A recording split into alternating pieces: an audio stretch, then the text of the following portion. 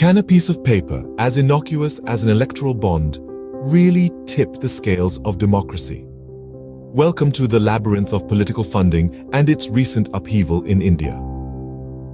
Our journey begins in 2017 when the Bharatiya Janata Party, led by Prime Minister Narendra Modi, introduced the concept of electoral bonds. These were not your average government bonds. Instead, they were anonymous donation tickets that allowed individuals and organizations to fund political parties without revealing their identities. The bonds were a significant departure from traditional methods of political funding, and they quickly became the subject of intense debate. Fast forward to February 2024, when the Supreme Court of India delivered a landmark ruling that would forever change the landscape of political funding in the country. The court declared the electoral bond system unconstitutional, citing the lack of transparency as a critical concern.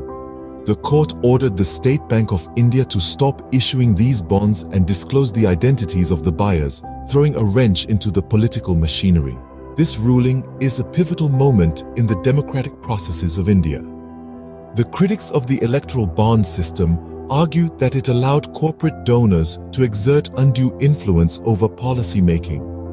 The Association for Democratic Reforms reported that more than half of political donations were made through electoral bonds, with the BJP receiving the majority. The court's decision is being hailed as a victory for transparency and accountability, aiming to curb political corruption and the influence of big money in governance. Now, let's distill the main points of this video. First, the electoral bond system introduced in 2017 allowed for anonymous and unlimited donations to political parties.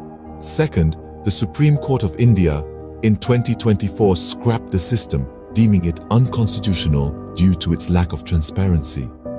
Lastly, this ruling is a significant step towards a more transparent and accountable political funding system, potentially reshaping the future of Indian politics.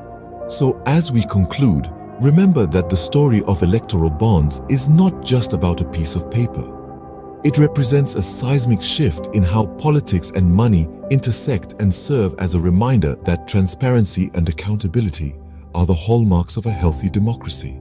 Stay informed, stay curious, and as always, thank you for tuning in.